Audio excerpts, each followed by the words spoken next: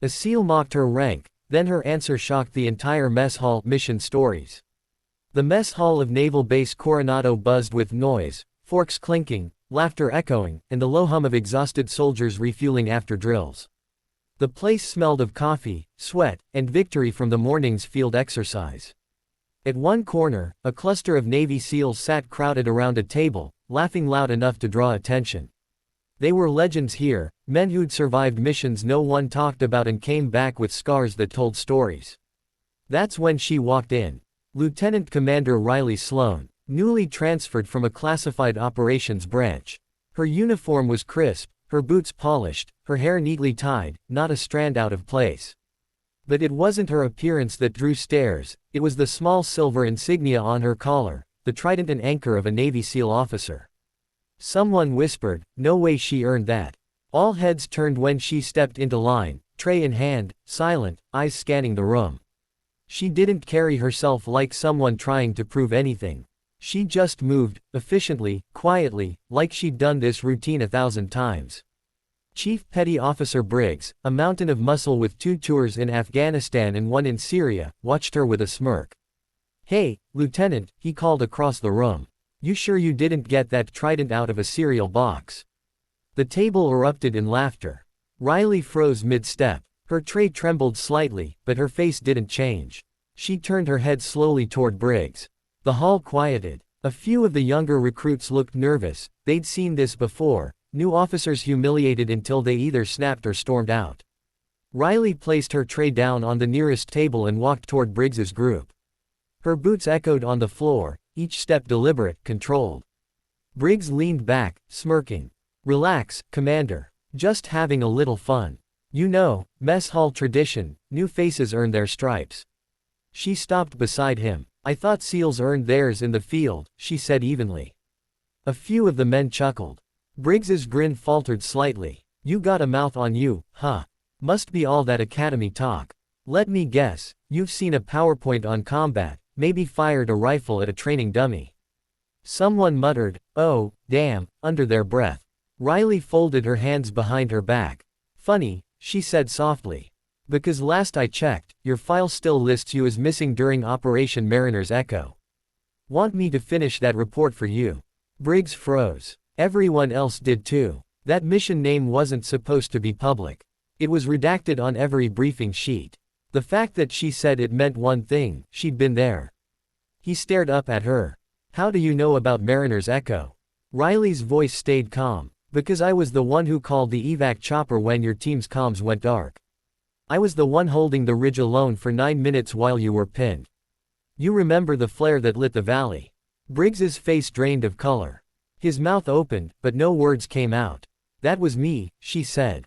A long silence stretched through the hall. Even the kitchen stopped clattering. Riley picked up his untouched coffee, took a small sip, and set it down again. "Next time you mock someone's rank, Chief, make sure you're not talking to the person who saved your entire squad." Then she turned and walked back to her seat. The SEALs sat frozen for a moment, their bravado evaporating. Briggs looked down at his hands, replaying her words in his head. The details matched, the flare, the timing, the evacuation.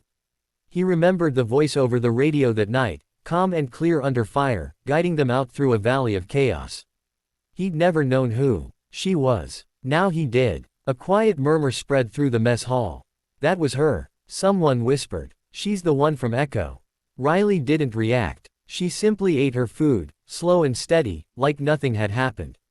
But the hall wasn't done testing her yet. Sergeant Mendez, younger but cocky, leaned forward. "All right, Lieutenant Commander," he said with a forced laugh. "Maybe you were there. But SEALs don't hide behind radios. You ever pull a trigger, or just call the shots?" Riley's eyes lifted to his. "You want proof?" He smirked. "Always." She stood, slid her tray aside, and motioned to the door. "Rifle range. Now." The room buzzed again, whispers flying. The idea of a commander challenging a SEAL to a shoot-off was ridiculous. But Riley's tone wasn't. It was the kind of voice that didn't bluff. They marched to the range, half the mess hall following behind. On the table lay 2 M4 carbines. Mendez grinned and grabbed one, cocking it with a flourish. "Targets at 200 meters," he said. Loser cleans the mess hall for a week. Riley didn't answer. She adjusted her gloves, checked the sight alignment, and nodded to the range officer. 3, 2, 1, fire. The rifles roared. Brass casings hit the floor in rhythmic bursts. Mendez fired fast, confident, his stance perfect. Riley moved slower, steadier, almost graceful. Her breathing was controlled, inhale, exhale, squeeze. When the last shots rang out, everyone turned toward the digital board displaying the results.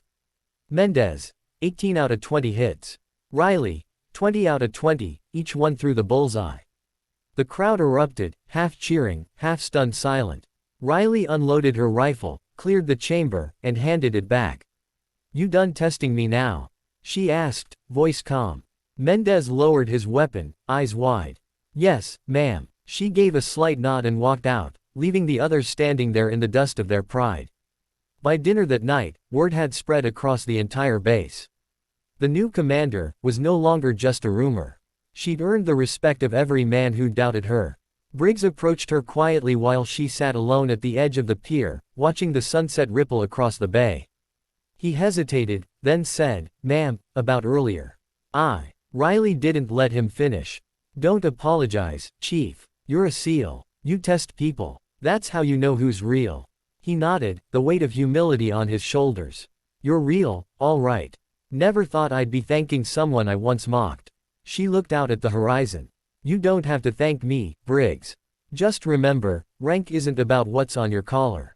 It's about what you do when no one's watching." He saluted her, not out of obligation, but out of respect. "Aye, Commander." As he walked away, the wind caught her hair, carrying the sounds of the base behind her, the distant drills, the laughter, the rhythm of boots on concrete. For the first time since she'd arrived, Riley allowed herself a small smile. Because she knew she hadn't just earned her place here, she'd earned their silence, their respect, and something deeper, the kind of trust that only forms between warriors who've seen the edge of death and come back stronger. And somewhere in the mess hall, where her story began, her name was already being whispered with a new tone, one that carried weight, reverence, and the unspoken truth that no one dared question again. Title: A SEAL mocked her rank, then her answer shocked the entire mess hall. Mission stories. Description: When a Navy SEAL mocks a new female officer's rank, he has no idea she's the one who once saved his life under fire. What happens next leaves the entire base speechless. Hashtags: #military story, #Navy SEAL, #mission stories, #women in uniform, #respect earned, #true courage. Keywords: Navy SEAL, military story, female officer, rank challenge, mission story, respect, redemption, base life, leadership, courage.